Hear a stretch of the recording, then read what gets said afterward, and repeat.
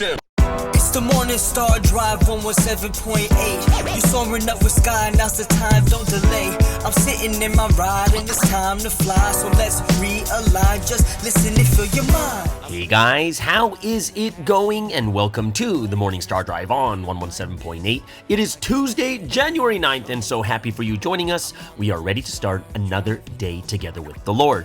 So subscribe to us on YouTube, follow us on SoundCloud, and make sure to support us on Patreon. So today we have an exciting podcast for you. We have Provi In The Media, the practical word study, and of course, commentaries, updates, and news on what is happening around the world in this history today. All right, everyone.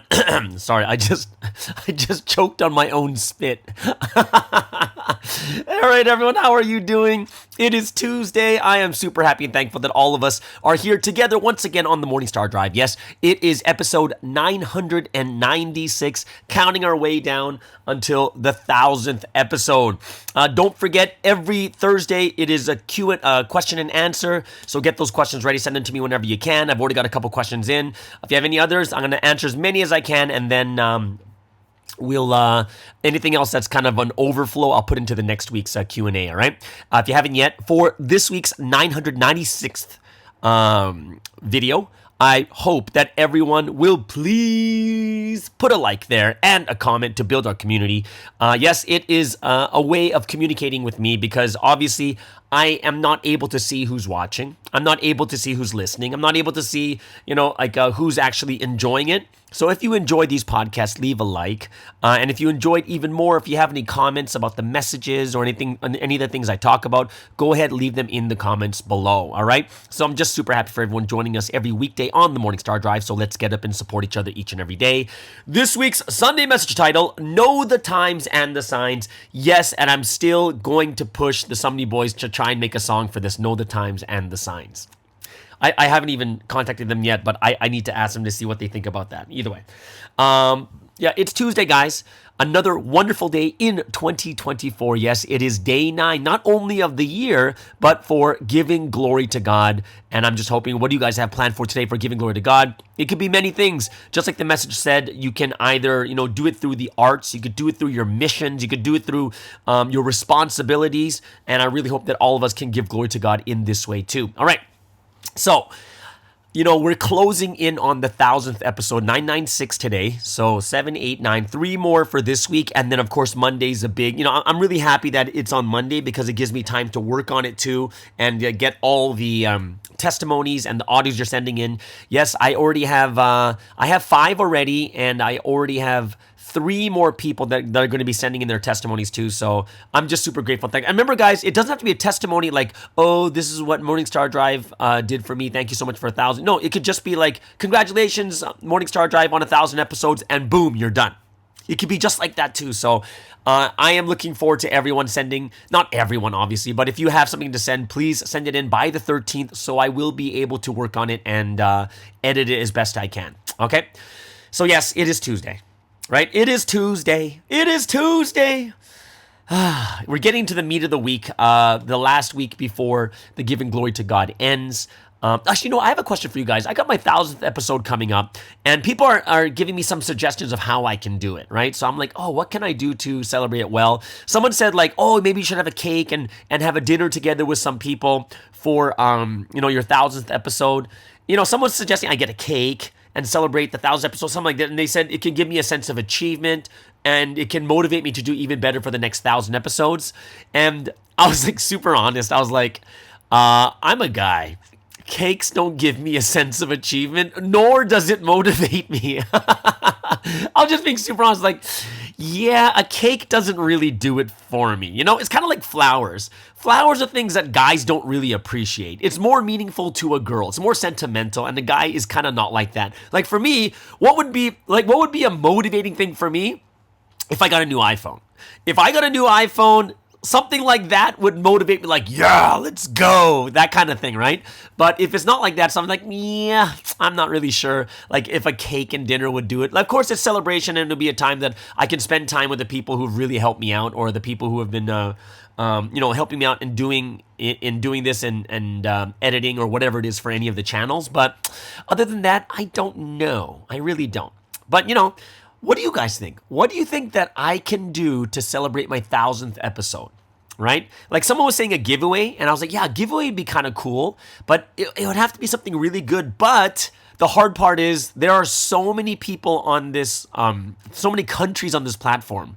Like there's Mongolia, there's Hong Kong, there's there's Africa, there's North America, South America. Like they're everywhere, right? So it has to be something that I would easily be able to send or maybe buy over the internet and deliver it.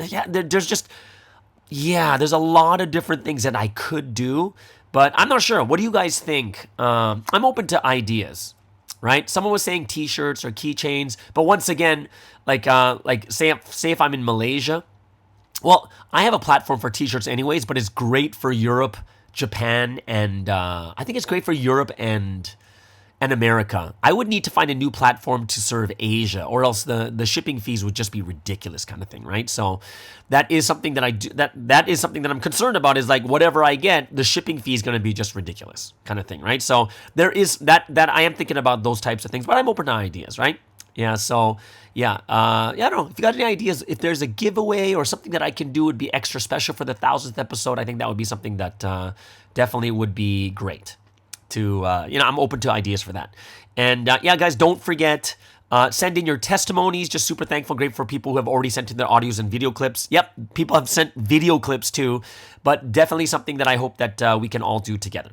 Okay, so so that's for the 1000th episode. Put your IDs in the comment section. I would love to hear what you guys are thinking about that too.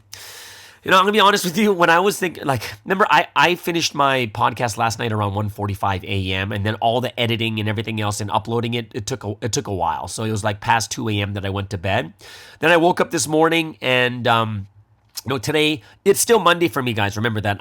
Today I am going to be taking the bakers to the airport as they leave after 3 weeks of being in Southeast Asia.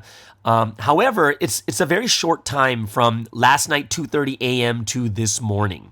Right? So that's why my brain is so blank. I just finished the Monday podcast late last night and now I'm preparing for today's podcast in the morning and my brain is not working. I'm trying to think about things to talk about. So what I eventually did is I just moved over to a cafe. I had a latte and a scone, try to spark some new ideas. And one thing that I find as a miracle, right? And I'll probably talk about this more in the 1000th episode. One of the miracles is definitely that I did 5 times a week and I was able to talk about something for 1,000 episodes 5 times a week. I think that's a miracle. It's either that or just I'm I just love to talk kind of thing. Oh, I do love to talk, but I'm just how do I think about 5 times a week interesting topics and whatever it is, right? And one of the big things that I do that really helps me out is meeting people, right? That's how I find out about things to talk about, right? Because, if it's 5 times a week, it's about my daily life, my daily conversations. Of course, I don't say the people's names, but, it's been only 6-7 hours since I recorded when I was preparing for this podcast. And I haven't talked to anyone yet. So that's why, I went to the cafe and, I got a latte and I just kind of sat there just, thinking to myself and wondering what would be a good topic to think about. But there is one thing I did want that did come to mind. And this was during my bro manly time with David Baker. And one thing we were talking about is, as you get older, you're not like you were when you're younger. When you're younger, you have tons of energy to burn. So you're just running like mad for this history, diligent running, overnight, you're trying everything. But as you get older, it's not so much you get tired. As you get older, you become a little bit more wiser. I'm going to say a little bit because it's true. It's just a little bit.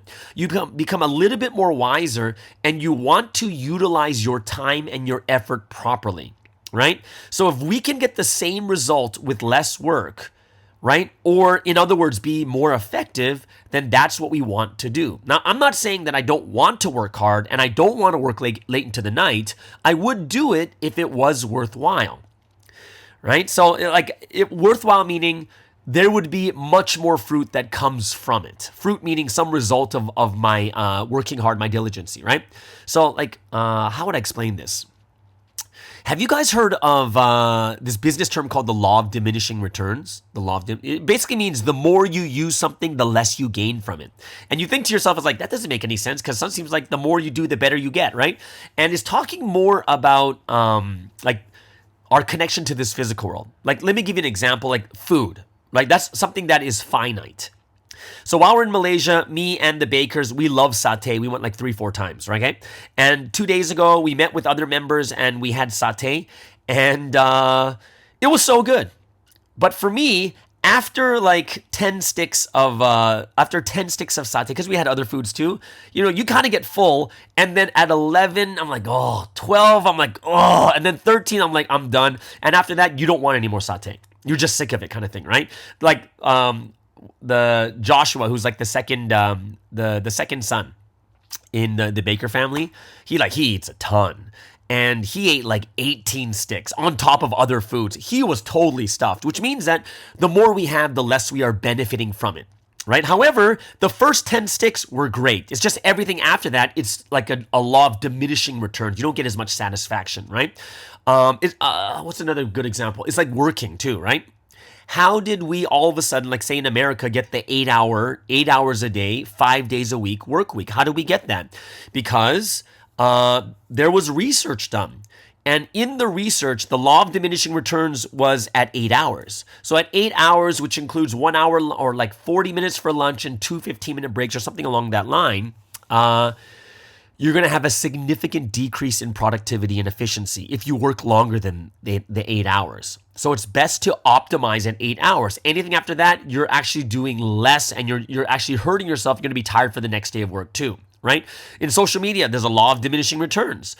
Imagine I'm marketing my YouTube channel. What's actually going to happen is what? I can market it, and the more I market it, the more exposure it gets, and the more people are going to join my channel. However, it's wrong to think that, it's doing so well now, let me double the budget. You may think that, I'm going to increase my budget by, I'm going to double it, then I'm going to do double better. And the answer is no, because there's such thing as overexposure, right? And there's a glut of information out there. It's just way too much. So in the beginning, when you have nothing, when you advertise or you do something a little by little, what's going to happen is there's going to be significant increase in gains.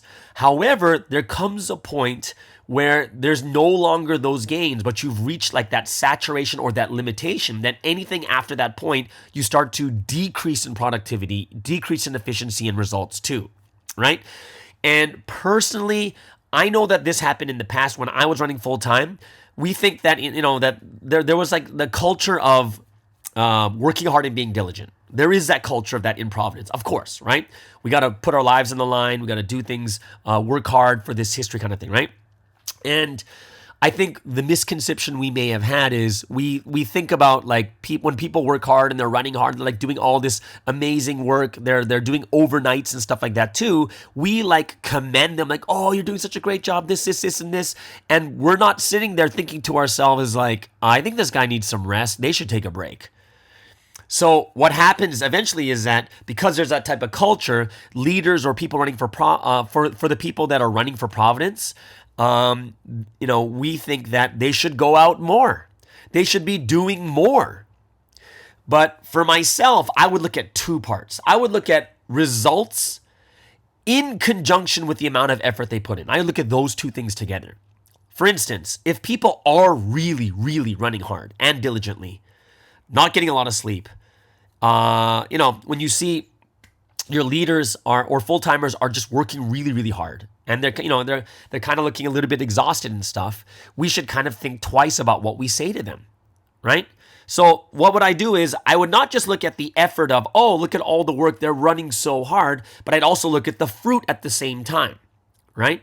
So when I look at those two together, I'll have three thoughts in my head when I see the leaders that are running like really, really hard, like so like overnights and everything else. Number one is I'd be like, oh man, I think they may need rest because they're overworked. They're getting close to burnout. If they burn out, they're not going to run anymore. They got to get a break kind of thing. That's my first thought.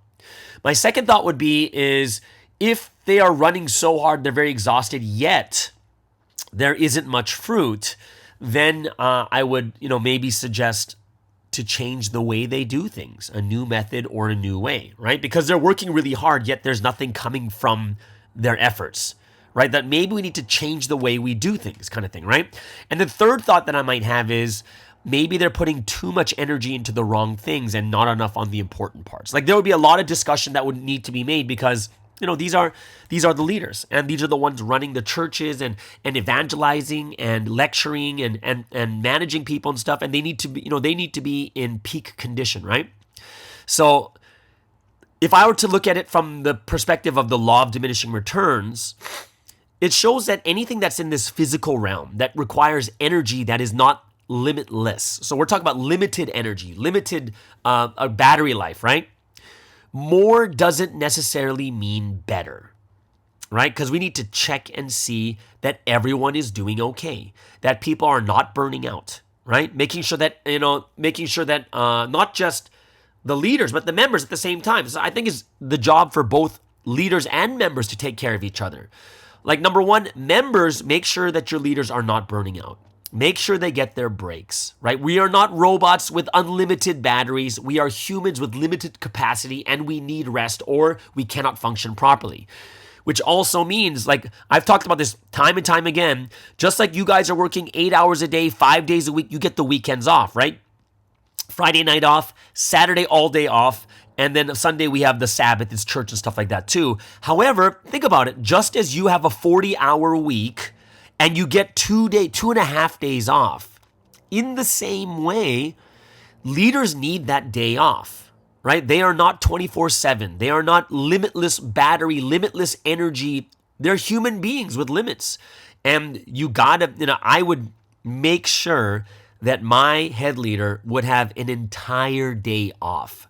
That everyone knows that's their day off. That if they need anything, if there's anything that needs to be talked about, they should, call the assistant leader on that. Like everyone knows, like for instance, let's pretend it's Tuesdays. Tuesdays is their day off. Or like Mondays is their day off, that kind of thing.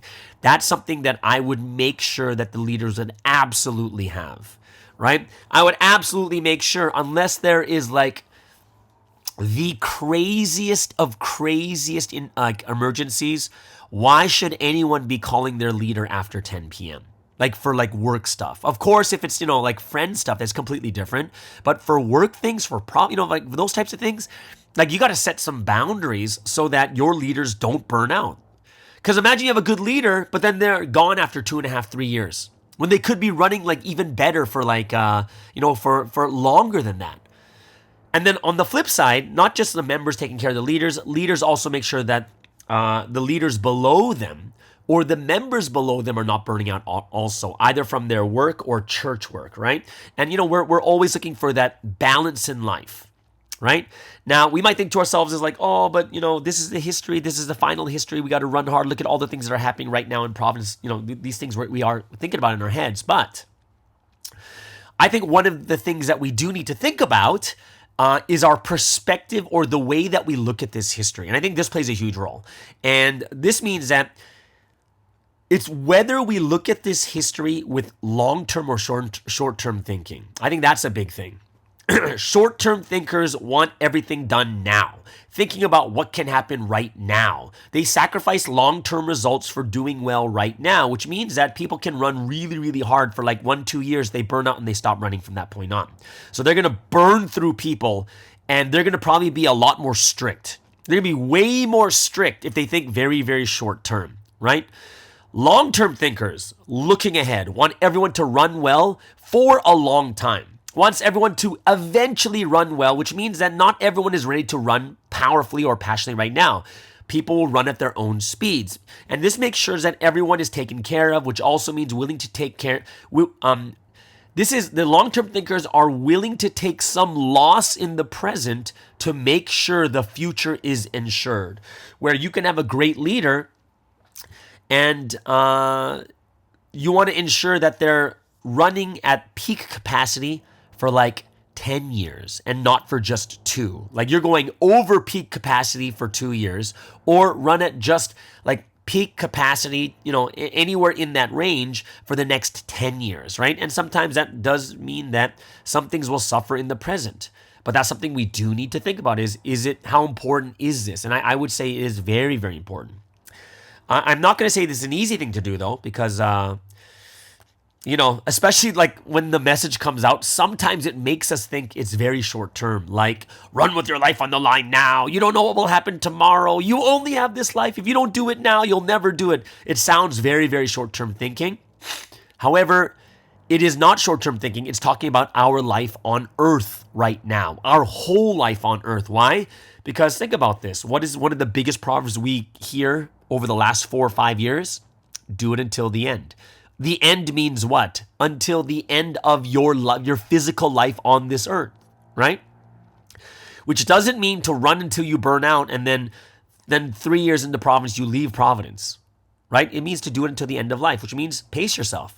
Look at the pace you're running. It's kind of like running a marathon.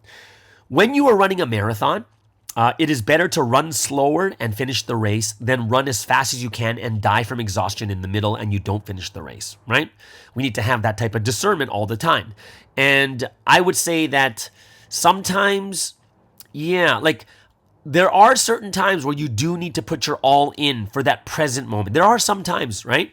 But the good thing is usually these moments are done for a limited time. Like we'll have a prayer condition for 21 days, 40 days, 70 days, or something along this line, right? So you know there is an end to it. But it is quite interesting. And I would say it's very difficult. It's something that takes a lot of discernment, which is why the leaders need to pray a lot, and how members should be praying a lot for the leaders too. So I hope that, we got to be able to move and flow together with the Holy Trinity, knowing when to push and pull. And that's actually something that Sunstein talked about a while back too. He said leaders have to be like the ocean, like the tide, right? The tide comes in, comes out. Sometimes the tide becomes high tide while it's still ebbing and flowing, high tide, low tide. And leaders need to know when to push people, which means to, come on guys, you can, let's do it, let's go. And then there's the pull, which Sunstein says, which is to inspire and motivate them. Right? That you're like, hey, this is a time for us to, let's think about all the good things that God has done for us. And you inspire people like, oh, that's so true. Let's do it. So there are two ways to make people move, right? And one is to push, right? Like a coach. And one is to pull like an inspirational or motivational speaker in that type of way, right? So it is something that leaders need to learn, and we need to learn as we live our lives also. So yeah, that's kind of one of the thoughts that did come up, and this is one of the conversations we were having, me and David Baker were having too, right? So that thought did come up. Thank God I had that latte, or else I would be stuck here thinking to myself, man, I have no idea what I should be talking about, but there's plenty of things to talk about. Either way. All right.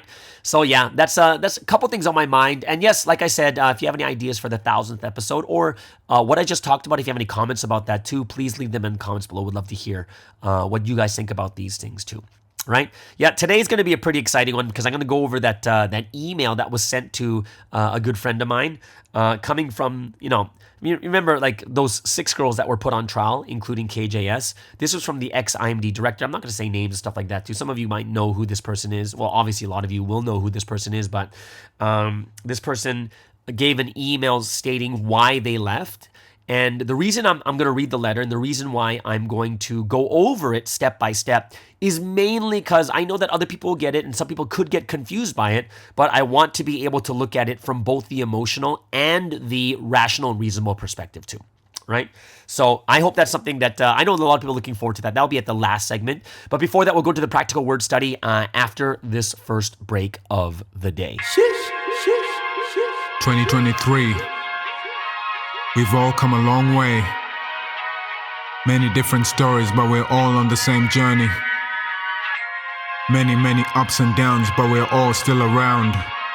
Many, many, many lessons, but each one came with a blessing. Let's not forget for where we come from when we make this confession. Some people just want to watch the world burn. As for you and I, let's set ourselves on fire, shine a light so bright that will make the people say, burning life, Look at the flames in my eyes, watch it burn, but don't stare too long, you might lose your sight. Some people gunning for our downfall, but they'll never see our demise. Burning life, who's Who's the one? I'm the one, he's the one. Are you the one? No, we're the ones. We're the ones who keep the fire going till the day we die. Till they see the light, make it bright. Till we hear the people say, born sinner, never could be ill. I know I'm back from the dead. Yeah, the Lord is my healer. I took the red pill, that's why I call him teacher. When you learn about the spirit, oh, there ain't nothing realer. The one you learn from determines your entire destiny. Learn from the one who taught about eternity. Cloud craving, paper chasing, the joy is only temporary. I don't wanna do the same thing, so I had to count the vanity.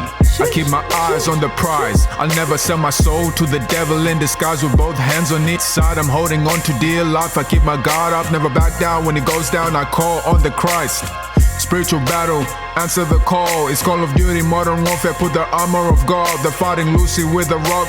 I got atomic bombs. Love the Lord your God and all your brothers. Once your demons fall, don't be deceived. Know who the ops is. Keep the unity and peace. Go far way across this. Came to preach the word of God like I'm born in Tarsus. Here to testify the things I've seen on road to Damascus. He's a real deal, the real thing. Be glad you heard the King's speech. Blessed are those who reach the end and get to hear the Lord speak. GODs, POC, we fulfilled everything. Burning life, kerosene, burning life, legacy. You will never see me stop in the future. The life that fulfills God's will continue. Everyone thinks I'm unfortunate because I go through suffering. But inside of me it's different. Because I walk the path of eternal life. Burning life, burning life. Look at the flames in my eyes. Watch it burn, but don't stare too long. You might lose your sight. Some people gunning for a downfall, but they'll never see our demise. Burning life, burning life. Who's the one? I'm the one, he's the one. Are you the one? No, we're the ones. We're the ones who keep the fire going till the day we die. Till they see the light, make it bright. Till we hear the people say, like Mary poured out her perfume on Jesus' feet, I must pour out my heart, mind, and love on the one who saved me.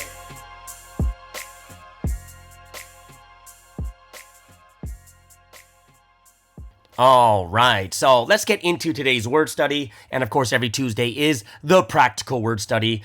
We haven't done the practical word study in a while because the last 2 weeks, like the Monday, instead of doing a practical word study, we had like those extra messages. Like we had the New Year's Day message I went over the week before. And then last week was the Christmas. No. It was the week before was the Christmas message on Monday. I went over that one. And then last week was the New Year's message. And that's kind of, that's why I couldn't do the practical word study for the last couple of weeks.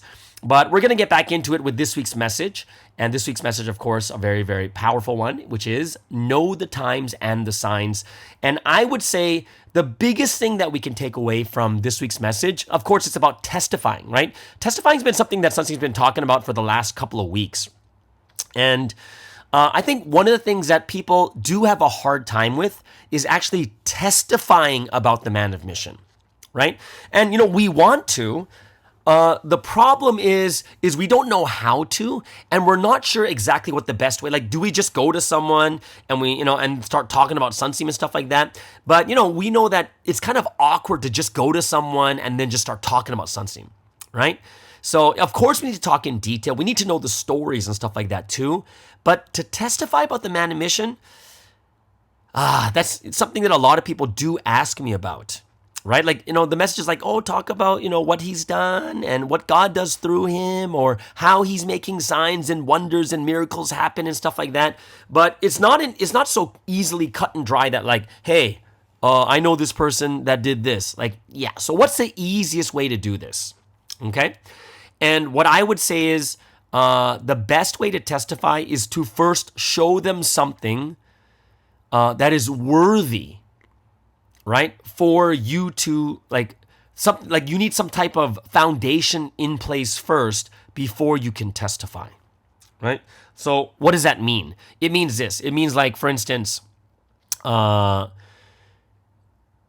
of the easiest ways to testify about the man of mission is first teaching the word, right? Teaching the word.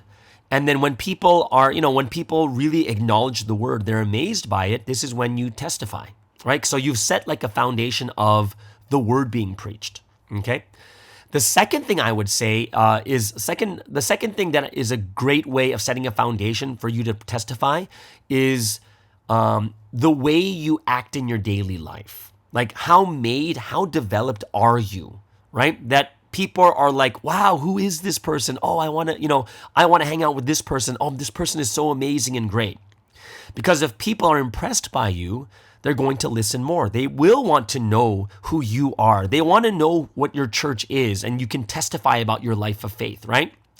And I would say that if you can make yourself really, really well, then you've set a foundation for people to trust you. You set a foundation where people say, wow, this person's really good. I want to talk to this person, kind of thing, right? And that would set a foundation. Now, the next step, I would say, this one advice, when people are, when you're testifying about church and stuff, that's not the first thing I testify about, because that sounds like a cult. Honestly, if you just talk, oh, my church is great, my church did this, my church made me like this. No. My advice to you is don't talk about your church first, talk about your faith, right? And after you establish yourself talking about your faith first, like, yeah, I'm someone who has, I'm someone of faith, right? And I really believe in God. I believe in Jesus. And I really believe that, he's a Messiah. And this is one of the reasons I read the Bible. I go to church and I do these things. And when you talk about your faith, that your trust in God, your belief in God, what your faith truly is about, right? This is when people are like, wow, like this is really amazing. So you're testifying about God, like, yeah, this is what God has done in my life. This is what God did for me. I prayed, God did this for me. Oh, I prayed, God did this. Oh, I just really got an answer. I feel more comfort. I feel peace when I'm in prayer. Like these are just testifying about your faith first, right? Talking about your church is just a tool for your faith, right? But talking about your church as oh, my church, that sounds a bit funny, right? Our life should be about God first, not about the church, about God. It's about your faith, how much we love God, what God has done for us, what I felt, when I really changed my life for God. Then you've set the stage for yourself to talk more about your church and why you chose it, right? And, it's like, yeah, and, I had a big shift in my faith when I started going to this church here, and mainly because I wanted a church with a little bit more depth. I wanted a church that taught a little bit more deeply about this or that kind of thing, right? So I think one of the big mistakes people do make is even if you set a good foundation, you talk about your church first, and that sounds more like that sounds more like a cult. Like, oh, my church, my church, my church, my church, my church, my church. Oh, this my pastor, my pastor, my pastor, my pastor. Yeah, that sounds really suspicious. I'd be very suspicious of that too. Right? Just for myself. Like, it's not natural, right? Faith is a personal, individual thing, right? So just to recap, the two things that you need to set the foundation. Number one is either you're preaching the word and you set the foundation of the word, and then it's easy to talk about, Son's name, or you set the foundation of your real life, how you live, your character, who you are. That foundation is actually a really, really big one, because people will gain a lot of trust, because that's how you actually, you're living a life like this. People look at you and say, wow, you're so kind, you're so generous, you're so this. And when you testify about God first, you're like, yeah, this is one of the biggest things I attribute it to is God, right? God is the center of my life, and I want to make sure that I give glory to God in everything that I do. I've been a Christian all my life. I believe in Jesus. It's like you're testifying about your faith and how it's made you into the person you are. Right? And then, if someone's like going, and then you could say, hey, if you're interested too, or if you want to know anything, just let me know, because, you could definitely come. I'll invite you to church. Right? And this is where you get into that next stage, right? The center of our life is not the church. The center of our life is between me and God. It's my faith. It's between me and God. Then when people are genuinely inspired and moved because of your life and how you live, then you can move to the next stages, what church you go to, and then you can easily talk about, like my church, why? Oh, because, I think my pastor's really inspiring in this way, and I was really moved the way that he lived his life, right? And this is when you're able to testify in a way that people are like, that makes a little bit more sense, right? So after you've set this type of foundation, and it sounds like it's going to take a long time, but yeah, it takes time. People don't just trust anyone just for no reason, right? And now after you set a base foundation, this is when you start testifying about detailed things, right? Like for instance, after I preach, I'm preaching the word, this person acknowledges the word, they believe in the word. I talk about Sunsim's stories, how he received the word, right? And I tell detailed stories, whether it's the story of predestination, whether it's the story of John the Baptist, like realizing about the related missions of Jesus, John the Baptist, realizing about the purpose of creation. Like there's so many stories out there. Right?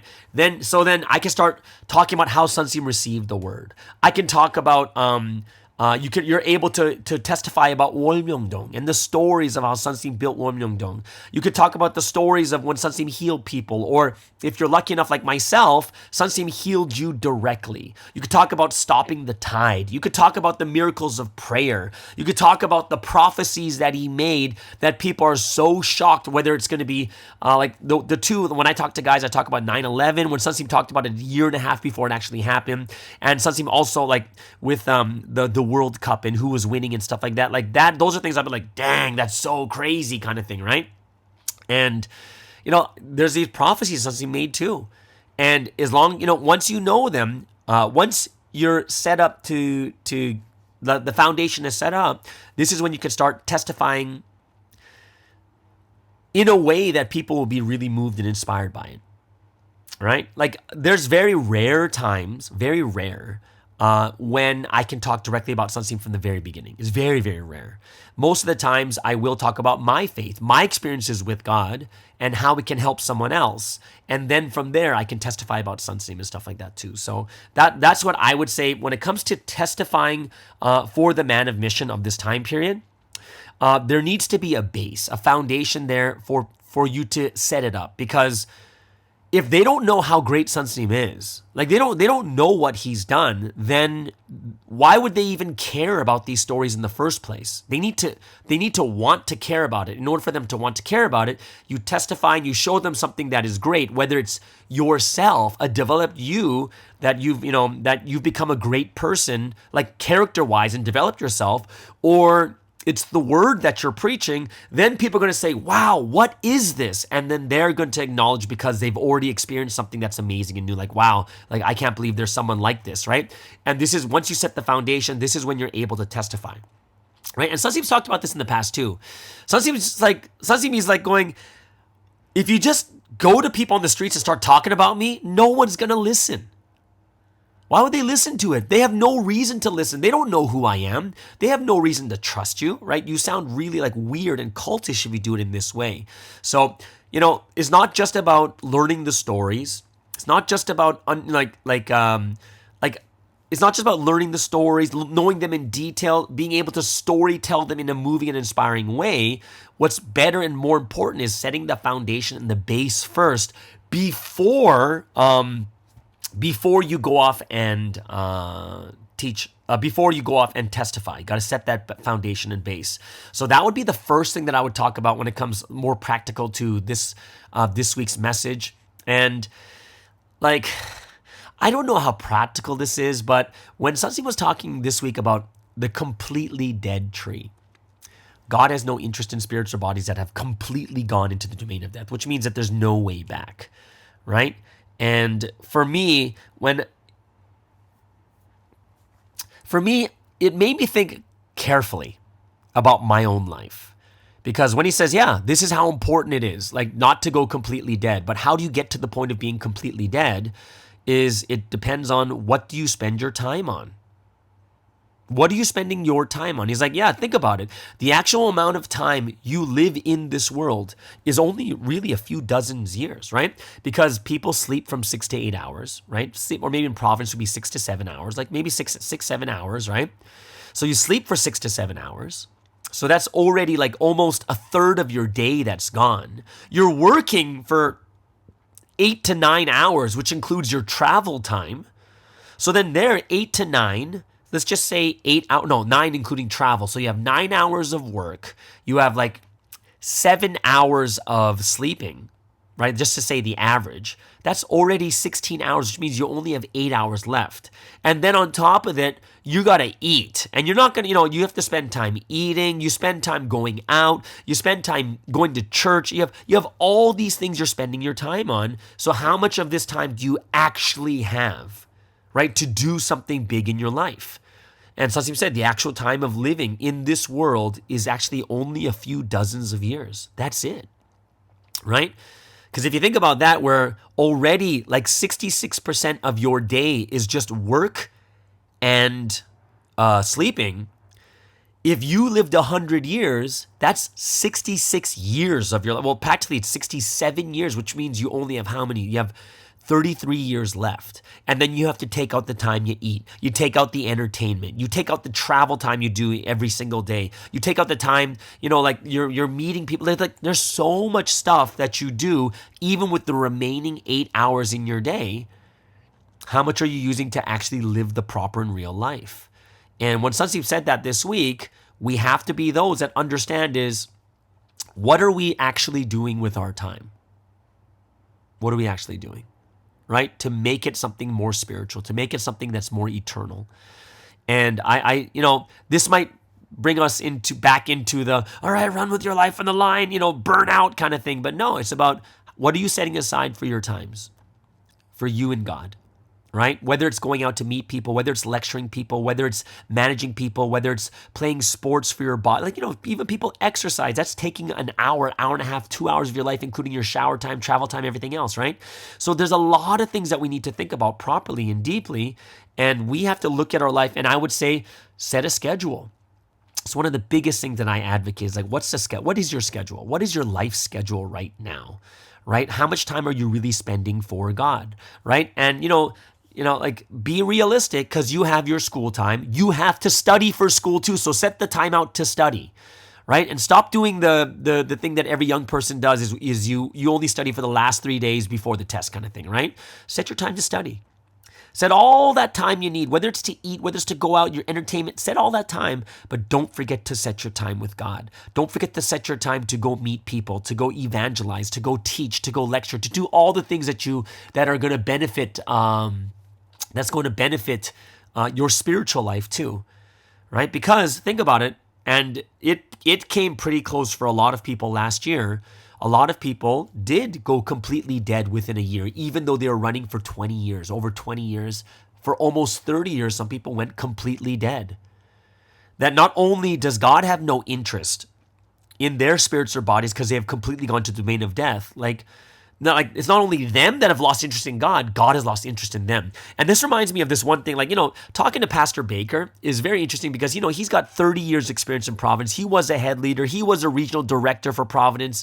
And, he's got a family of 5 and, he works. So he's been everywhere, right? And the one thing he said that very interesting to me, he said is we all have free will. And we have the free will to choose to leave God and go somewhere else. However, you don't have the choice to come back. That's God's choice. Now, what does that mean? And it's God, it means that God has the choice whether to take you back or not. And that's truth. Think about this. Imagine you're married and your husband or wife says, you know what? Yeah. And they cheat on you and they go off with that person they cheated on. And after they get bored of that person, they come back to you and they say to you you know what? I'm kind of bored of this person. I'm coming back to you. Now, is that their choice? No, it's actually your choice. You have the choice to accept them or not, right? Because they're the ones that decided to leave you. They're the ones that decided to cheat on you and go with that person over there. Yes, you have every right. You have the free will to leave God. But when you come back, God has the choice of whether to accept you or not. That's truth, right? And that's something that we really need to think about deeply too, right? Where have we gone? How far are we going? And are you going towards being completely dead? And if you don't want to go there, what are you going to do about it, right? And I think 2 things that are very, very important. Number 1 is you have to make up your own mind to start scheduling something. Even though you may not want to be spiritual, schedule your time. Schedule it so that you can really do this. Second thing I would do is not only just schedule that, I would actually talk to some friends that you're close to hold you accountable and to do things, to get back on track together with them. That's what I would do, right? Two things. You make up your own mind and you get someone to hold you accountable, someone that you trust, right?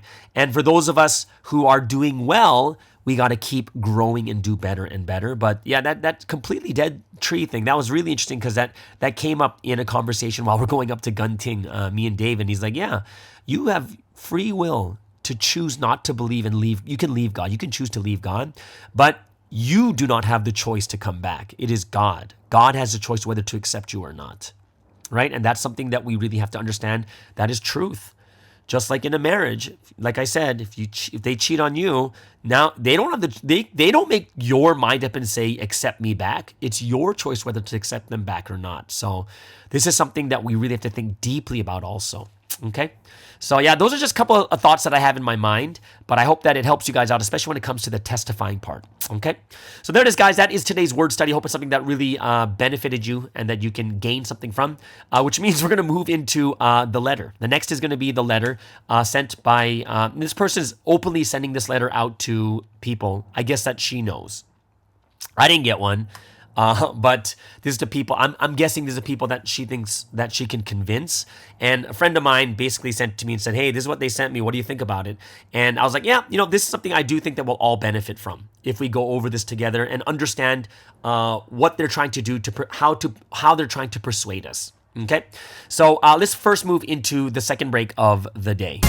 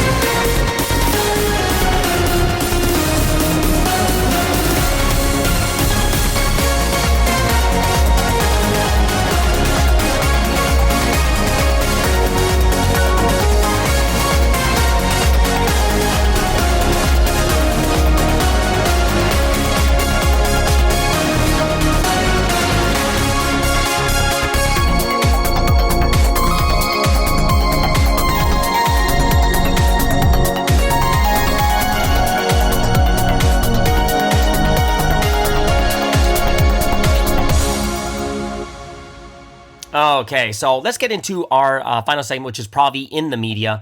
And like I told you, a good friend of mine sent me a text saying that this ex-IMD director, one of the 6 people that were arrested at the beginning of the year, they told me that they said that they sent them an email about why they left Providence and stuff. Okay, so this is a letter that's been going around anyways, and a lot of people are getting this. And not a lot of people, but some people are getting this and some people are affected by it. Some people are not sure what to think about it also. But I do want to, I want to go over it just to see what, how this person is going about trying to just like tell people, like, because this person is obviously telling people to leave just like they left, right?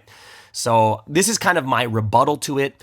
And I'm going to read it and I'm going to give you some of my thoughts and ideas. A little bit, I'm going to go more rational and reasonable on this one, like I always do, because I think that's the only best way to look at it. Because the moment we get emotional, we stop becoming reasonable and rational, right?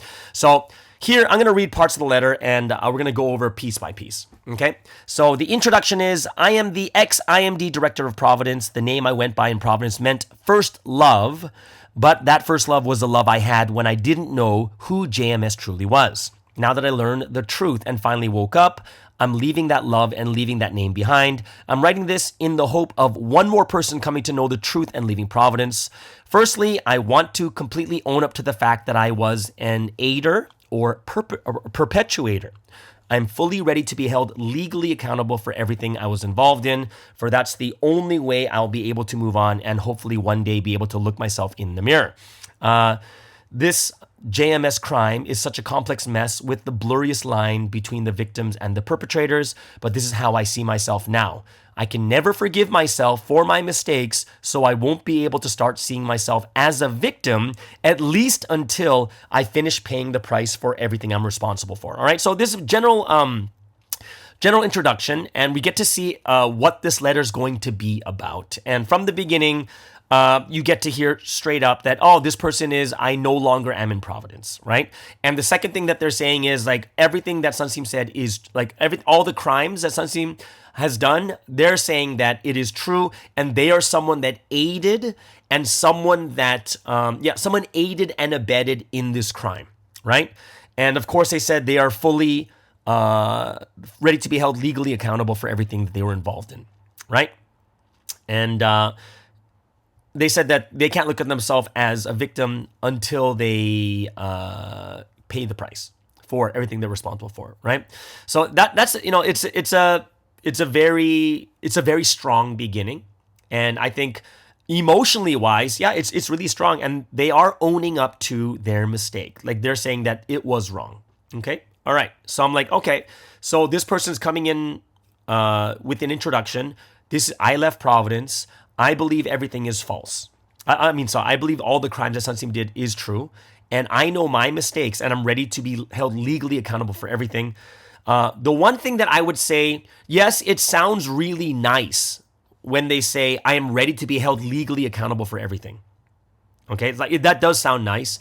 However, if you look at the timeline, at this point, it looks like we're going to find out sooner or later what's going to actually happen, like what actually happened with this person. But they're the ones from early in 2023 made a deal that they wanted to take down Providence, and they were the one that didn't go to jail.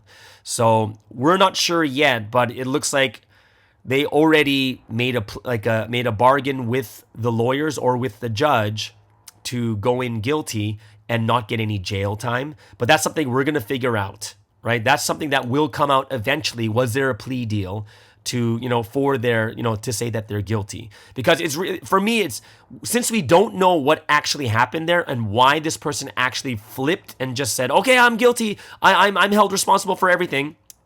And then they'll make a deal not to go to jail. But yet here they're going to say, like, if they, like, remember, we don't know if that's true or yet. And that's something that we need to wait for more information. Because once we hear there's a plea deal not to go to jail, then I'm going to repeat myself. I'm not saying that this is true yet. Once we find out if there was a plea deal, if there was, then what she's saying here doesn't really make any sense. To say I am fully ready to be held legally accountable for everything I was involved in. Yet, if she made a deal to not go to jail, then this doesn't make any sense. So that's one thing that I am going to wait for. And the information will come out if there was a plea deal or not. It will, right? So eventually all this comes out. And that's why for me, it's just like, it's hard to prove this, but it is a good intro. It's saying that this is where I stand. This is who I am. right? And this person, is obvious when they said their name. This is who they are, right? Let's move on with the letter. It says, recently I received notice of an arrest warrant for my case and went to the courthouse. While I was waiting to stand before the judge, I had to sit in the same waiting room as the others who still haven't left Providence, including KJS. That time brought me right back to Wonmyeongdong. Among them were the secretaries who still haven't left, along with another leader I used to work with. It broke my heart to see those girls there, still claiming that JMS is innocent. They are victims themselves, yet don't even realize they are, and now they themselves have become perpetrators, or like perpetuators, right? I believe it wouldn't even go against their consciences as they think it's for the greater good. I felt deeply sad in knowing what it's like to live in that conflicted reality. Okay? So this is her thoughts on what she thinks from her perspective and what she's claiming to be true. And it's more of an emotional side to it, saying that, oh, wow, these people are actually victims. You should feel sorry for them, but they don't even know it. And I went through the exact same thing. So far, I would say right now is more of it is emotional. We have nothing that proves anything is correct. She's just saying this is what she believes. We have nothing to prove. There's no proof. It's just kind of her thoughts and her emotions. Oh, I feel like they're victims, right? Oh, I wish I didn't know. Oh, I was someone who I will be held responsible. Like, these are all things that she believes is true. And on top of it, she's just giving her feelings on it, but there's nothing to show us that, oh, this is true. Okay? So that's the thing I'm looking for is, well, how do I know what she's saying is true? Because anyone can say anything, right? So let's go to the next one. After the whole day, we're going to continue with the letter. After the whole day of proceedings, we all stayed in prison for a few hours awaiting the result. While I was sitting there alone, the first thing that came to my mind was that it was a miracle in itself that I came to that day, came to that trial as an ex-member. Wonmyeongdong itself was a prison only without bars. I thought about how an actual prison felt much better than that dreadful natural temple. This wouldn't come as a surprise to those who know what JMS is capable of, but I can't even remember how many times I was assaulted. Okay? So this becomes very interesting because out of nowhere, it's very interesting because now she's saying that she was assaulted. Okay? And it's two things that come out here is, number one is, I'm still waiting for proof. Like why she thinks this way, right? Or what is the proof that what she's saying is true? And I think it would be far more effective to say these types of things after presenting some type of evidence of why she left, right? And now that she's saying that she was assaulted, I personally think that this should be the number one reason. The number one reason, because that's the only thing that people can actually have some trust in because it's your personal experience and no one can say it didn't happen, right? We're just waiting for the proof. It's interesting for me that this comes up a little bit later. Continuing says, I didn't even perceive it as sexual assault until I finally woke up and decided to leave. Yet, I also did not perceive it as a blessing or as God's absolute will like some of those from the first half, right? It was just something I thought was beyond my comprehension. I just thought that the Messiah's actions are not to be judged or questioned by the standards of this physical world, okay? So this is where it gets kind of interesting for me because now it's about her assault, okay?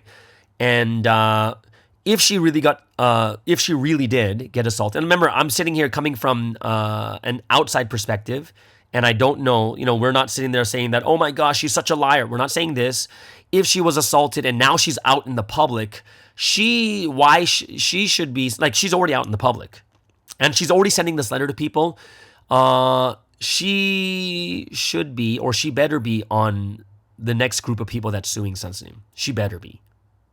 Because she's open. Like, other people, I understand that some people don't want to come out in public. They don't want to feel the shame again, or like there are some psychological things why some people won't come out, right? And say if a sexual assault happens to them. But she's already out in the open and she's sending this letter to people in public kind of thing. Like she's sending it to people. So she better be on that new list, because if she's not, then it's very, very hard to believe that she's going to say that she was assaulted multiple times, and yet she is not going to do anything about it for herself. But I haven't heard anything about this yet also, right? And one thing that was very interesting, she said that she got assaulted and she does not perceive it as a blessing or God's will like some of those from the first half. And this is one thing I don't really like when it comes to a testimony, because if you don't give names, then there's no way to prove or disprove it. You know what I mean? There's no way to. Because then anyone could just say, oh yeah, there's some people over there in that church that think this way. And then I would be like, who are they? Because how do I know you're speaking the truth? And to just leave it generalized, like, oh, like some of those from the first half, I want to know who are these people. And even if you're not going to make it public, tell someone and get it checked. Do they really think that way? Right? Do they really think that way? Right? So that's something that's, she's essentially saying that there are some people in the first half that are saying that sexual assault is okay. You know what I mean? But it's a general statement, and anyone can say that. Those people from the first half all think this way, or some of them think this way, right? So when you say something this critical and this strong, but you have no name to check it with, you can never prove this as right or wrong, and that's why it's not a really strong point, because it's unprovable if you don't have a name, right? So it's almost like, yeah, it's very interesting how this comes up here. Right? And there's no point of bringing that part up about some of the first half people, because it almost makes this person look like they're blaming them. Because there's no need to bring them up, right? There's no need to bring up these people. It's unprovable. It's just kind of like you're taking a shot at some people or something along that line. So that's, for me, it's still not, there's still not any evidence that is strong. I think the strongest thing that this person has now is their personal assault, right?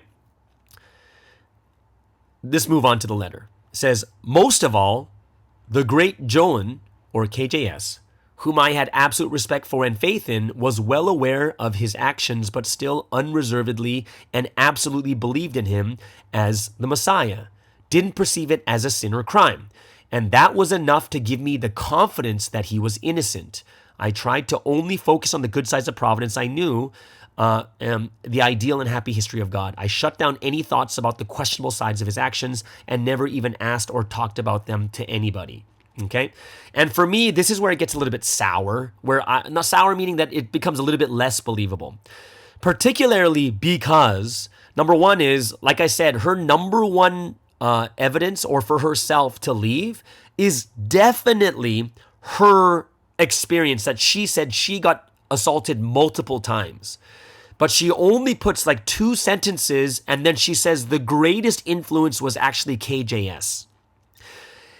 And now it feels like she is blaming it on KJS. She trusted KJS that whatever she said was truth, right? So this is where, for me, the argument gets a little bit weak, because now she's calling herself a victim of KJS, that KJS is the one that's major at fault, because she calls her the great Joan, right? Let's move on. It says, I'm sure some JMS members would ask me this question: why then did I ever claim that JMS was an innocent man? They could easily argue that I am lying, citing the contradictions in my words of the past and the present. But I want to address this clearly. The innocents, or the innocent Providence members who know, believe in the same innocence I believed in, but that doesn't mean that he didn't commit such actions, right? So such people say that he's innocent because the person of God cannot be judged by the laws of this world. It is an absurd argument that is not only a lie and deception, but also a dreadfully sinful claim against God, right? And I'm going to agree with this last point. So let me start with the last point. How many people are actually saying that the person of God cannot be judged by the laws of this world? And I've actually heard someone talk about this too and say that say this, and I would say this is an absurd argument. I would completely disagree with it. Completely.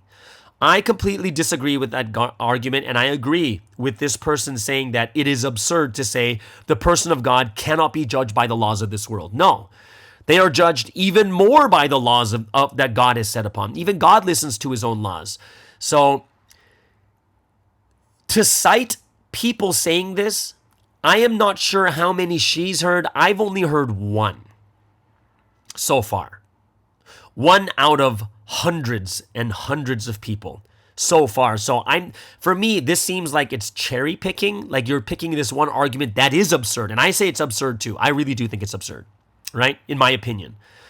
And if to say that this would be the biggest or the major argument, I think that is false. To say that, it's just kind of bringing up a point that is true. It is an absurd argument, but is everyone thinking this way? And the answer is, I do not think everyone is thinking this way.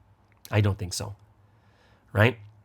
And I agree also with her first statement when she said, I'm sure some JMS members would ask me this question. Why then did I ever claim that JMS was an innocent man? They could easily argue that I'm lying, citing the contradictions. And I say that's true. And that's one of the prices she has to pay, regardless if she's true or false, regardless of what she's saying is true or false. That is the price she has to pay. What does that mean, right? Because she's addressing now that, a lot of people are saying that she's lying. And the answer is, regardless of what she's saying, whether it's true or false, we can't trust her. And the answer is why? Because how do you trust someone who defended Sunsteam the entire time and then even went to trial and testified for Sunsteam in 2023, January, right? I think it was like either December or January. She testified for Sunsteam on trial, on the stand. And then all of a sudden turn around and say that he is guilty after they arrested and threatened her with jail. You know what I mean? Like, you gotta see this. I understand what she's saying, that, yeah, people are going to say that she's lying, and they have every reason to think she's lying. Why? Because she keeps flip-flopping. She even went on the stand, committed perjury by saying that, defending Sunsteam and saying he's innocent, and then all of a sudden she turns around and says something else. And that's why she would never be able, if we went to a real court, she would never be able to testify about this, ever. Why? Because in the court of law, this is what actually happens. Someone comes up and testifies, and then you say that, oh, guess what? She lied on the stand last year. So imagine she goes to court in 2024. Anyone could look at her and say, didn't she commit perjury in 2023? So if she commits perjury on the stand, how can you trust her with her words now? How do you know she just didn't want to not go to jail? She just didn't want to go to jail. And any lawyer would make that argument, and she wouldn't be a trusted source. So this is, what I'm saying here is, it's got nothing to do with whether she's true or false. But she's kind of dug her own grave in she can't be trusted because she completely supported, in one sense, even went to trial. And then on the flip side, she just turns around and then she gets, she goes, she's threatened with jail time and stuff like that too. And all of a sudden she says she's guilty. You know what I mean? And even for me, what I find even more untrustworthy, because we know the actions of KDH, she's working with KDH now, right? So all these things I look at right here, I'm just like, this is kind of weird. But the moment, I think she got it right. People are going to say she's lying, and they have every right to think she is, because she went from one side completely defending to the other side completely guilty, right? And this is not about whether she's lying or telling the truth. This is just about her actions that caused people not to trust her. So they have every right to say she's probably lying. Do you get my point? This has nothing to do with, I'm not saying she's a liar. What I'm saying is she's not trustable. It's kind of like the same as KJS. Why is she not trustable? We just found out KJS's lifestyle was stealing money, living a luxurious lifestyle, lying about, taking funds, this and that. Once you hear that type of lifestyle she had, everything she says is not trustable. Right? And that's why this is one of the biggest arguments against this ex-IMD director. It's just not trustable. You can't use this person as a source. Does that make sense, guys? Let's move on. Let's move on to the next part of the letter. I can finally see this clearly. In hindsight, all these things almost seem like a case of domestic violence. A woman falls in love with a man not knowing his true colors, commits herself to spend the future with him, and at some point the violence begins. Yet the woman stays with the man because she's already in love with him. Out of a desperate heart, she holds onto a thread of hope, thinking, maybe we could still be a happy family if I just endure this because everything else is great. I was that woman falling in love with God's history and the Messiah without realizing their true colors. I was a teenage girl wandering around churches in Korea looking for the right place for my faith. And this is kind of, she's bringing up like an analogy of what her situation is to kind of prove, like even in an emotional sense, because, domestic violence is a very emotional topic, that, this was her situation. And she has no choice but to do this because it's hard to believe her story because she's not trustable because of all the things, the flip-flopping she did in the past. You know what I mean? So that's why I understand why she's trying to convince, but it's hard to believe it because of the flip-flopping, right? Like we're not talking flip-flopping like long time ago. We're talking as of 2023, the flip-flopping happened, which means within a year, which means she was defending and everything else for this entire time until this point, okay? Next part of the letter says, when I met Providence, I was filled with hope and happiness. I love Providence. I love the Messiah. Even though I later learned what JMS was really like, my desperate heart held on to that thread of hope. Maybe we could still be a happy Providence if I just endure this because everything else is great. That happy Providence in my memory, what I knew in the very beginning was something that was so hard to let go of, but I started seeing other girls being assaulted in front of me, and now everyone has come to know the reality. I couldn't live in my little delusional world of denial anymore. Okay, so another thing that she brings up now is like, oh, I was happy before. This is what I was holding on to, and that's why she's okay with sexual assault being done to her, but when she saw other girls being assaulted right in front of her face, and now everyone has come to know the reality. Well, the answer is everyone does not know the reality. So there's a lot of assumptions here saying that now we all realize what the truth of Sunsim is, and the answer is no, we don't. We actually don't even believe that right now. Why? Right? Why? Because so far, even in this trial, everything is just hearsay. Even the evidence that they had, it makes us less trusting of these 2 girls or 3 girls that are accusing Sunstein because they brought fake evidence that was manipulated and edited, which is when we look at that, we're like going, if it was absolute truth, why do you need fake evidence? Do you know what I mean? So for us, we're not even in the situation where like, oh, we now know what the reality. No, I'm not struggling with reality at the moment. There's nothing out there so far. Right? All we see is bias. And well, what I see, my personal feeling is, so far it looks very biased. And so far it looks like, now we even have the Methodist church pastors that are supporting us, the NGO organization supporting us, Vietnam vets supporting us. Like we have people in the world supporting us now because they see that there's something wrong here with the system, right? And for me, who are these girls? Are these girls actually going to sue Sunstein too? And of these 4 overseas members, if 2 of them are the girls on the stand right now, then I already have doubts. Who are these 4 girls? Right? Are 2 of them already up on the stand? Because if that's the case, they're the ones giving the false evidence, then that would make me think even twice, right? So even for me, I'm just like, this is very, very interesting, right? That now she's bringing up more things to accuse. Yet there's nothing really out there that will prove it. Like this is not a letter that will convince anyone unless they look at it strictly as an emotional letter because there's no proof. There's nothing there showing us that, oh, wow, that makes so much sense, right? Actually, we have more to think about that makes us doubt the trustworthiness of this person writing the letter. So let me continue with the letter.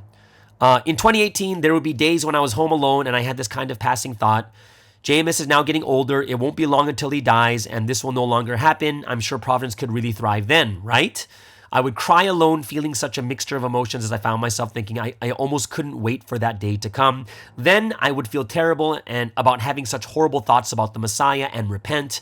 Back then, I could never share what I was going through my mind with anybody, right?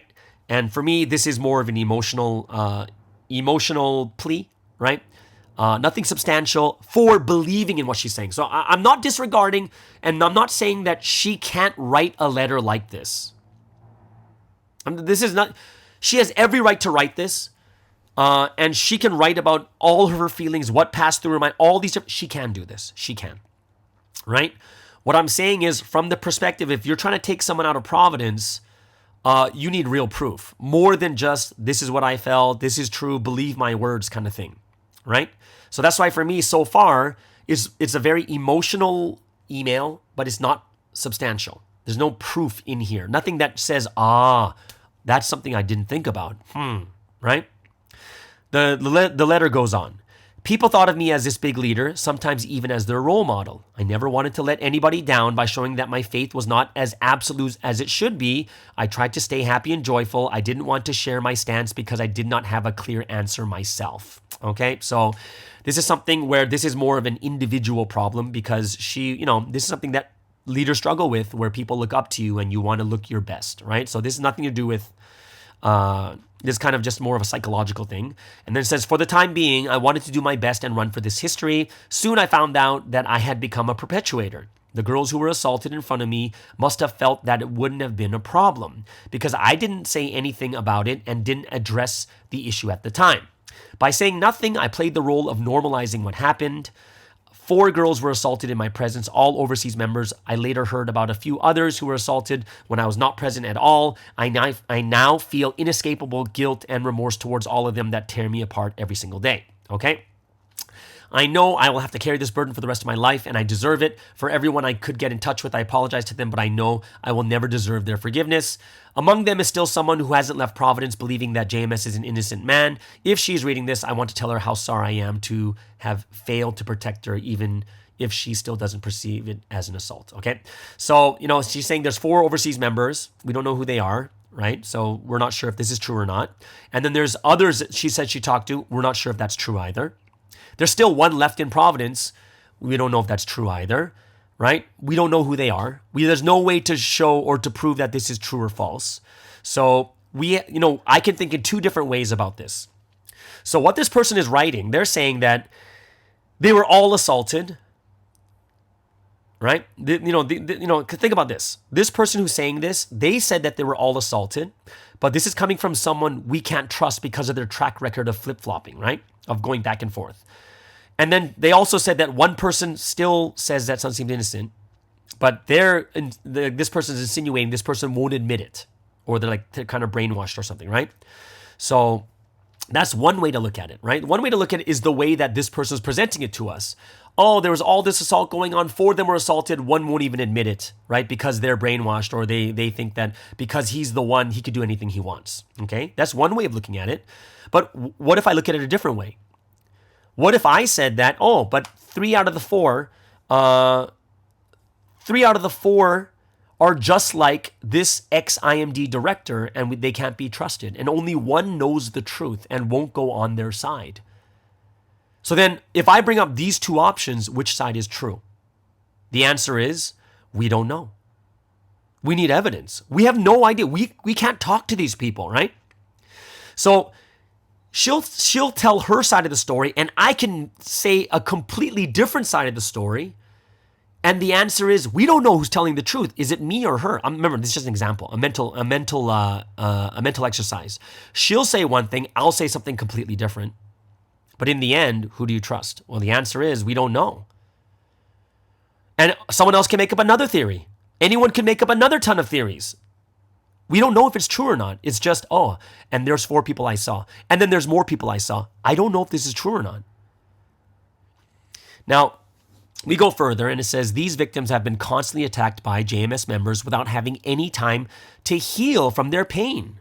Recently, I heard that some Providence members were attacking a victim, saying, why would she make such accusations only now when she was in fact happy at that time? She is lying. Look at this video evidence that proves that she was just fine. It broke my heart to see such reckless attacks towards a victim. This is the absurd logic that JMS's side claims. Why did they not speak up if there really was an assault? It doesn't make any sense. But these victims were in a state where they believed in JMS as the Messiah, as well as having been educated for years about his authority, innocence, value, and not to mention how we all should believe and obey him no matter what. All right? So this is interesting for me, and I think this could be, I think it's valid on both sides too, meaning I do agree that people may not speak up because they will be harmed or shunned. That's true. I think that's true. I think it's a valid point. And I do think that some people are reckless in their words against these people that accuse Sunstein. That's true too.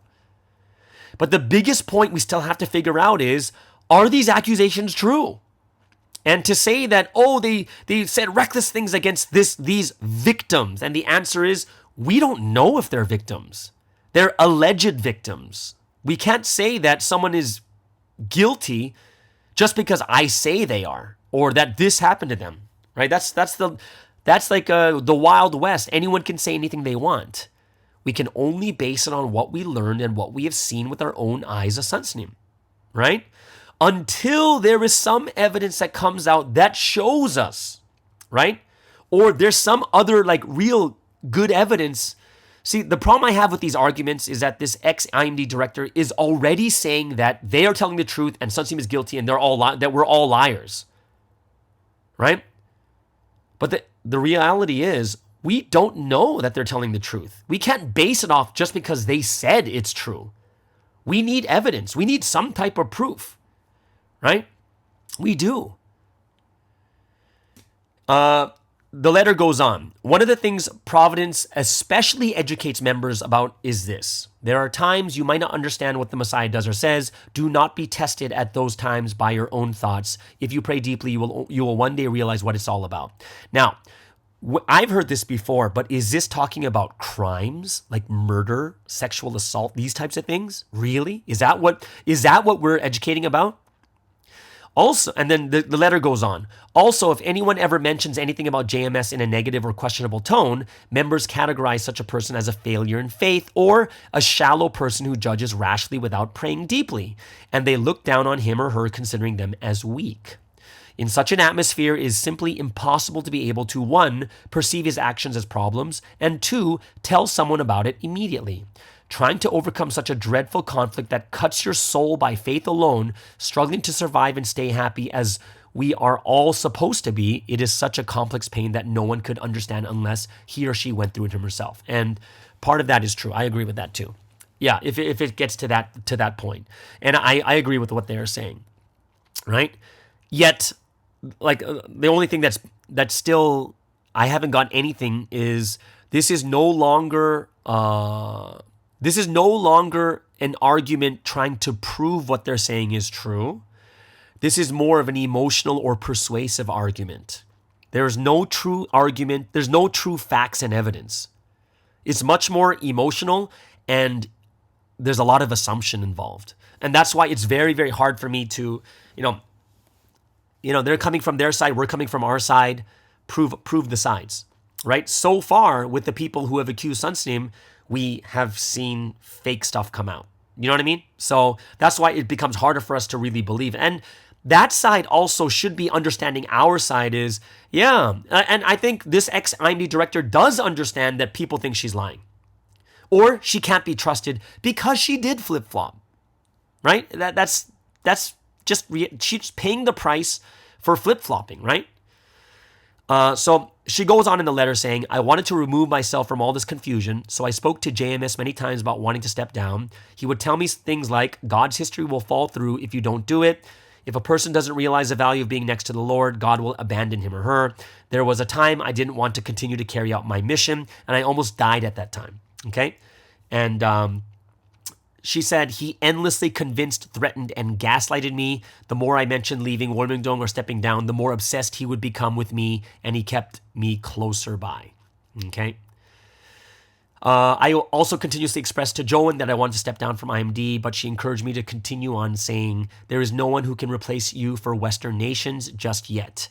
I started suffering from sudden hearing loss due to extreme stress just 3 months after JMS was released, which is 2018. My left ear became completely deaf. I never really had any health issues before, so it scared me greatly. I once begged JMS to allow me to step down in tears, but he laughed in my face and rather shackled me even more tightly in Wollongong, right? So here she's going through motive, right? Or like, she's saying that, it's really hard because we have to be sensitive to these issues, and knowing that this is something that it's very, very, it's a very sensitive issue, especially in this time and age we're living in right now. For me, I have a little bit of a timeline issue right now because she's talking about from 2018, right? So my question is, when did this person actually leave, right? Or realize they were wrong? Because, like, from what I know, this ex-IMD member was exchanging letters with Sunstein in December of 2022, testifying for Sunstein in trial in the beginning of 2023. So what this person is talking about right now is 2018, which is like 4 years even before this trial. So I'm not quite sure where this timeline doesn't really make sense to me right now. So this is why I'm listening to this, and she's already talking about, she wants to get away. But it feels like she's just awakening to it in 2018, and then finally in 2023 she leaves. I think that could possibly be it, but I'm a little bit confused of when she actually left. Next says, whenever JMS assaulted me, so now she goes back to her assault, he would do a favor for overseas churches, such as giving messages, writing letters, or making phone calls to members. As he did those things, he made sure that I knew he did them because of me. Every single time I was going to meet with him, I often felt like a sacrifice being led to the altar. I thought it was something I had to endure. If I did, it could bring all these innocent overseas members good news, and it still seemed possible for everyone else to live in this happy history of God, which I desperately wanted to protect. That's why even in the midst of everything that was happening, seeing overseas members happy gave me such joy and gratification. So this would be quite interesting for me to find out the timeline about this too, because when did she actually see the 4 overseas member getting assaulted? Because she said that was the last straw. Like, that's the thing that said, no, I can't do this anymore kind of thing. So if she's being assaulted and then doing it for the sake of us, and then, but when did she actually see 4 overseas members getting assaulted too? Right? Yeah. So it's very interesting for me because it doesn't seem like a big deal to her that she was assaulted by Sunstein. For me, this is the most important and biggest evidence she has because it's her experience. But there's nothing much about it. There's not a lot about it, right? It's more about I exchanged it to get favors for overseas members. Like, this evidence is number 1, but it's kind of put aside as like the 3rd or 4th evidence, which for me, I think it's very awkward that she doesn't find that to be very big evidence for her, where I would look at that as the biggest one. Yeah, that's kind of odd that she wouldn't make that the focal point, right? And then she said, I continue with the letter. One time I mentioned this in passing to a first-half pastor I was working closely with when I felt down. And I said, I almost feel like a mom selling herself to make a living for her kids. I'm sure she knew what I meant. However, other people only envied me for being close to JMS, not knowing what it was actually like. Just as I failed to protect the girls who were assaulted in front of me, no one protected me either. Now, this one's a little bit tough because she's assuming that this first-half pastor actually knew exactly what she was saying. Who is this first-half pastor so we can confirm it?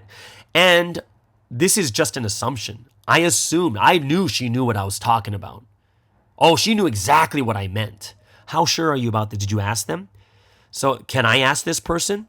But it sounds like an assumption, once again, using something like one thing that I do see here, and this could be done unconsciously, is using something that is true that we all agree with to prove something that that hasn't been proven yet. Like, oh, don't we teach like this in Providence? Like, yeah, we do teach like that. Yeah, and that's why I'm right. That's why what I'm saying is true.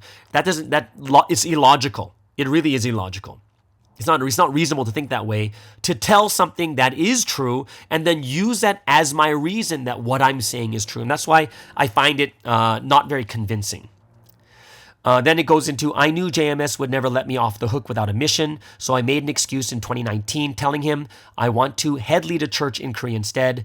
JMS liked the idea and finally allowed me to step down. And as soon as I did, JMS and Joan suggested churches to go to in Cheongju, Daejeon, etc. And JMS said, I will place you in a church close to Warmingdong so you can come visit me all the time, which only made me not want to do it even more. For the first time in my Providence life, I turned down missions the Messiah granted me and told him I needed some time first. Okay?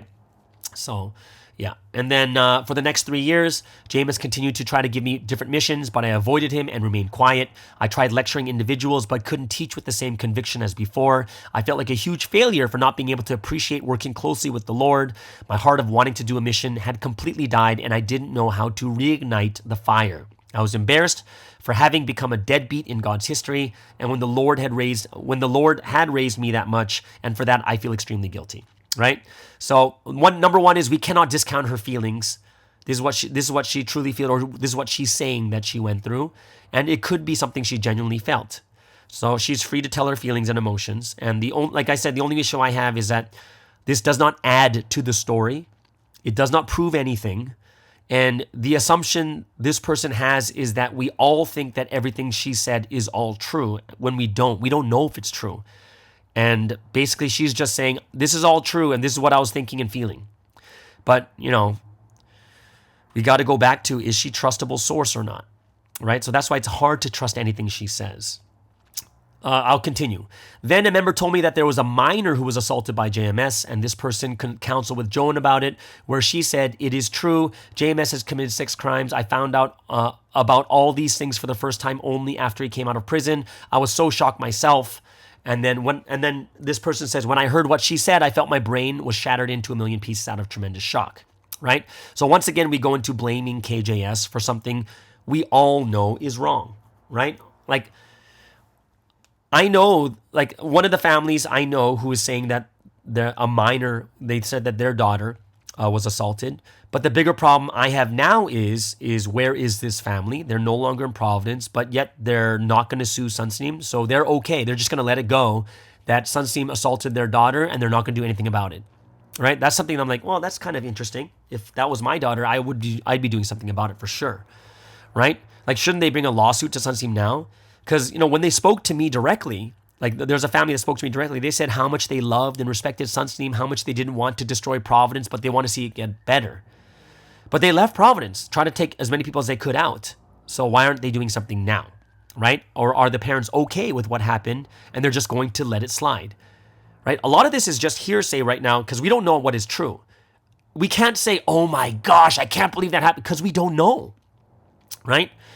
Then this person goes on. I'm going to read the letter continuously. It says, to me, Joan was not the second person in charge of Providence. She was the first. In a way, I trusted her even more than JMS. I tried to speak in the same way she did and think of things in the same way she did. The great Joan, whom I respected immensely, had always preached that JMS was innocent and that he was the Messiah. I knew that she was preaching about the Messiah's purity and innocence while fully knowing about all of his actions. That's why I didn't perceive his actions as crimes, but she suddenly changed her stance, judging them as crimes just like that. On top of that, saying that she didn't know about anything at all. Also, what kind of man assaults a minor after serving 10 years in prison for sex crimes? Okay, all right. She also said that she's saying that KJS said that I was the main person responsible for overseas cases and she didn't know anything.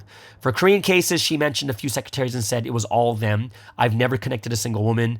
I certainly take full responsibility for my involvement, but for her to say she didn't know anything, a few of the assaults I witnessed happened because Joan herself arranged them to occur in a closed private space with JMS. One girl even told me that she remembered seeing that I was flustered after she was assaulted, and that right after we had left the room, I told Joan what happened and she just laughed. Also, it was none other than Joan who put me in the bedroom with JMS after he came out of prison. All right?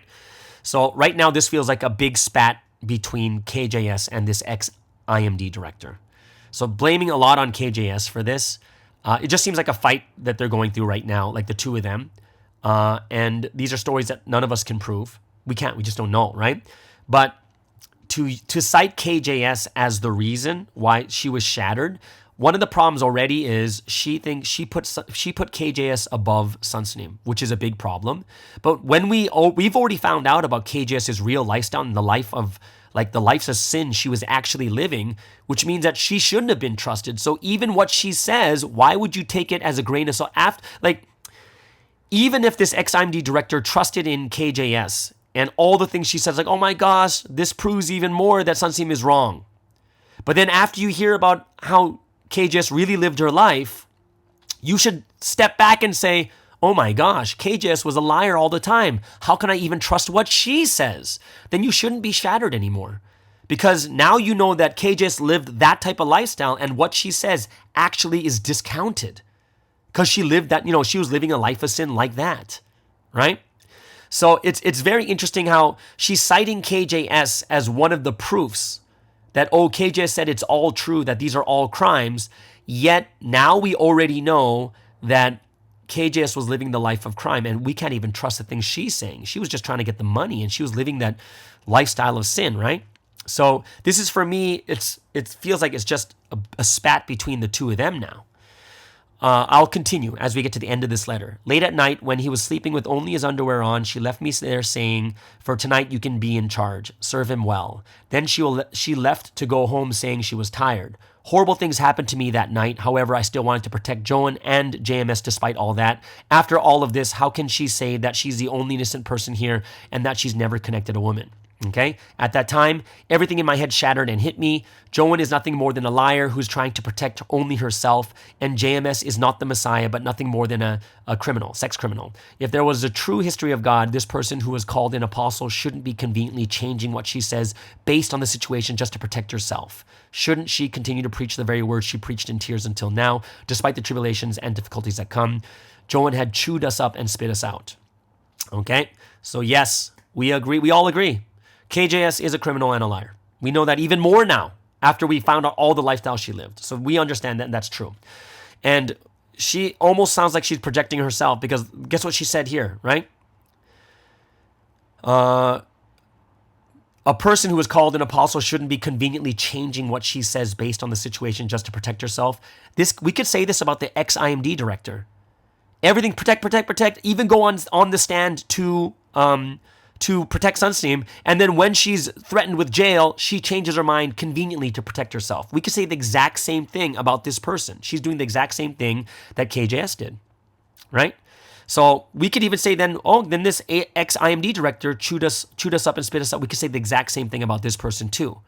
You know what I mean? So she's saying that you can't trust KJS because she conveniently changed her story to protect herself, which means we can say the same thing about this ex-IMD director and said, hey, look, you did the exact same thing. And then when you went to, you're threatened with jail time, you changed your story conveniently to protect yourself. Like, we can say the exact same thing, why we can't even trust this person who's writing the letter, right?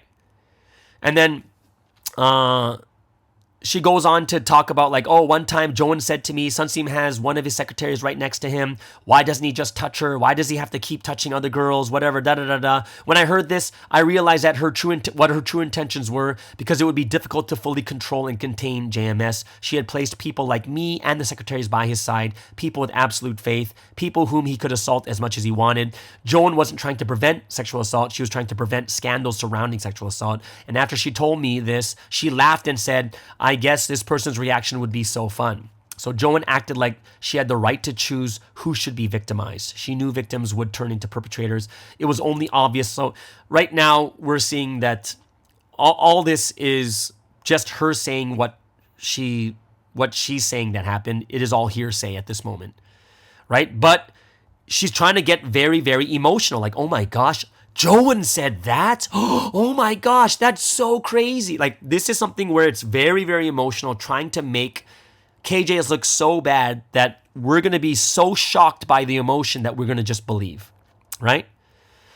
On the day Joan had the Whitestone Church meeting, I'm reading the letter again, and claimed that she didn't know anything, I decided to expose her to the public and do interviews with media platforms. I asked the producers not to use voice modulation. I rather wanted members to know that it was me speaking, since I was telling the truth even though it was late. I spoke for more than 2 hours. The parts that were shown in the broadcast were only the tip of the iceberg. I will continue to speak out while I go through my legal proceedings, right?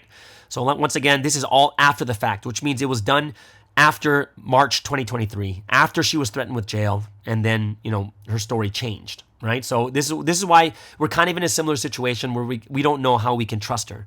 Continuing, I was able to help 27 people leave Providence so far. Since I'm able to go through my legal proceedings without being held in custody, I will not let this precious time pass by, but continue to tell the truth. I feel a burning heart because I believe this is a last chance for people to leave Providence. JMS will spend the rest of his life in prison, so there won't be any more shockwaves like the one at this time to help wake people up. Okay? And then this is the last paragraph.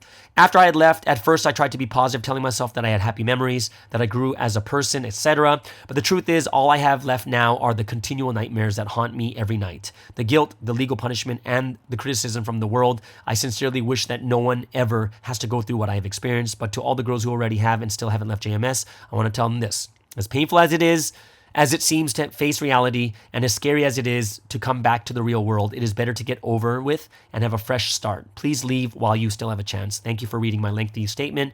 I know that none of my experiences justify my wrongdoings at all. I'm well aware that I was a perpetuator and aider. I constantly feel this piercing pain and regret. I know this is my punishment that's already being executed in my conscience. There will never be an end to my sentence of pain and guilt. I want to sincerely apologize to everyone for giving you the false hope I had in Providence and not telling you the truth until now. One thing that was truthful was that I loved everyone in overseas Providence and desperately wanted nothing but the best for each one of you. But I made the wrong call to make that dream come true. For that, I'm forever ashamed, and once again, I'm deeply sorry. This was May 10th, okay? 2023. So that's the letter, right? And yeah, there's a lot of things that, like I said, it's more of a persuasive letter. There's no proof. There's nothing that's saying that, oh, this is true, and there's nothing showing that it's true either. And that's why it's very, very difficult for us to really take that at face value. And like I said, the reason why it's not believable in my eyes, because the source is not trustable. Like I said, she flip-flopped. She went on the stand to testify for Sunstein in 2023, in early 2023, and then she flopped after she was threatened with jail. Like, she's going to go to jail, right? So, like I said, I'm not saying she's lying. What I'm saying is that's the price you pay for flip-flopping. No one can really trust you. And she did it at the highest level in court. So if you go to any court, any trial, if you are testifying and then they find out that you have committed perjury in the past, how can they trust your testimony now? Right? So that means she committed perjury testifying for Sunstein and then turned around and said it was all false, and that's all in the same year. That's why it's hard to believe. And she basically said her own sentence when she said KJS is not trustable because she conveniently changed her story to benefit, to protect herself, which is exactly what it looks like this person's doing too, to not get any jail time and stuff, right? So it's a very, very, some people said it could be like a really shocking letter that people will really be affected by it. But if you look at it from a very reasonable and rational perspective, it's not believable. It's not believable at all because of the source. And the letter is purely persuasive, but not using fact. It's just using what she heard. I heard this. I heard that. And probably the two most important evidence she does have that is the strongest, which is her experience of being assaulted and her seeing others being assaulted, were not really explained or not really proven or not really shown. A lot of things she was talking about was more emotional, like very shocking things. And like there's no names and there's no way to prove or disprove what she's saying. And that's why it's a very, very difficult letter it's not even a difficult read. It's just, if she's lying, if she's lying, then she's just writing what she's supposed to be writing. Right? To prove, try to prove herself as innocent. If she's telling the truth, then, it's a genuine feeling and genuine things that she's going through. The difficult part is we don't know which one it is, if it's truth or lies. There's no proof whatsoever, right? Who are these 4 girls? Who is this first half pastor? Who are some of these other first half pastors, right? So it is I would say, coming from a very non-emotional perspective, because I'm not very emotional, and the things that she said, like the emotional things, didn't really affect me emotionally because I'm not that emotional. right? But that's just kind of what I went through. That's kind of what my thoughts are, coming from a very reasonable, rational. And I can see how it can become believable if you look at it strictly at an emotional value. Because it's a very sensitive topic, right? Once it's a sensitive topic, we kind of latch onto it like, oh my gosh, what happened? Oh no, a minor. Oh no, sexual. Oh no, right? Yeah, these are things that very, very easy to latch onto, but it's something you have to think about is it true or not? You gotta take the fluff away. The fluff is emotional things that prove nothing, right? Because what if I go off and I just say the exact opposite and say this? Oh, but guess what? This is how I was feeling. This is how the emotions I'm going through because this ex-IMD director did this to me. Prove it. Well, if I go exactly by, if you believe this letter, then you should believe me too, because I'm gonna start writing. What if I write a letter that's very emotional? Oh, that this ex-IMD director assaulted me like this, and then this is how I felt, and this is how I did. And we look at that, we're like going, well, how do you know which one is true? It's by evidence. It's by when you look at all the stories, do they fit in the timelines, right? If I say something like, hey, guess what? On this day, at this hour, the ex-IMD director assaulted me. And then we check the logs and we have a video of her somewhere else on that day, then you'll know that I'm I would want to know on what day, where, these 4 overseas members that you saw get assaulted, what day was it? Around what time, right? Right? When did this happen? We got to know so we can prove or disprove it, because there's cameras everywhere in Wollongong, right? There's cameras everywhere. So I want to find out who this first half pastor is. Did they really know what she was talking about? Because that's how you prove it. You don't prove it by just saying, oh, it's too shocking. I have to believe everything she says. No, this is not one of those believe all women things, because that should never happen. You believe by what is true, right? Is what she's saying is true? Well, number 1 is I can't trust the source. And number 2 is there's no times or dates or people's names for us to even prove anything. Oh, I heard this. Oh, and I heard this. Oh, and I heard. Yeah, that's the hard part. Remember, guys, I'm not saying that she can't write this, and I'm not saying that she's lying. What I'm saying is I can't trust it. There's no proof in this letter whatsoever. And that's why, for me, it's not a very strong letter at all. It's actually a very, very weak, it's a weak argument. Very, very weak. And that's why for me, it's just like, yeah, I can't really trust this type of letter. And I'm even surprised that 27 people left because of that letter. I'm very shocked, actually. If it's by this letter, I'd be very shocked. It would be a very, very emotional thing. Yeah. So yeah, that's just these are my thoughts and just kind of a reasonable perspective on this letter. Like I said, there's nothing. I'm not saying bad stuff about this person. I'm saying this person's paying the price for flip-flopping at. Maybe it could just be wrong timing where she flip-flopped when she was arrested. You know what I mean? Where just just months before she was testifying for Sunstein on trial, which means she's openly saying she committed perjury. You know what I mean? So it's hard to trust this source. It really is. And to use KJS as a source, that's a source we don't trust either, after looking at her lifestyle. So that's why now that this letter was written in May, we're already in 2024 January, and we have so much more information now that a lot of the things that she talks about KJS, we can't even believe it anymore. You know what I mean? So that's why I would say if you get a letter like this, you gotta kind of read through it, go through your emotions, and then after going through your emotions, get rid of the fluff and look for, how do I know this is true? Is this real? Right? Am I going to trust her just because she's someone I know? Do I trust this person because this is someone that was close to Sunstein? That's the same thing people said about KJS. And then now we found out she was living the life of sin with money and opposite sex and stuff like that too. And that's why we're like, oh my gosh, we shouldn't have used that as a reason. That KJS was the closest person to Sunstein, so she can't be lying. But then now, 10 months later, we're like, oh my gosh, she was lying. And we see her lifestyle. You know what I mean? So that's something that we do have to take into consideration. This was a little bit long, but I read the full letter for you guys for full transparency and my real thoughts on this.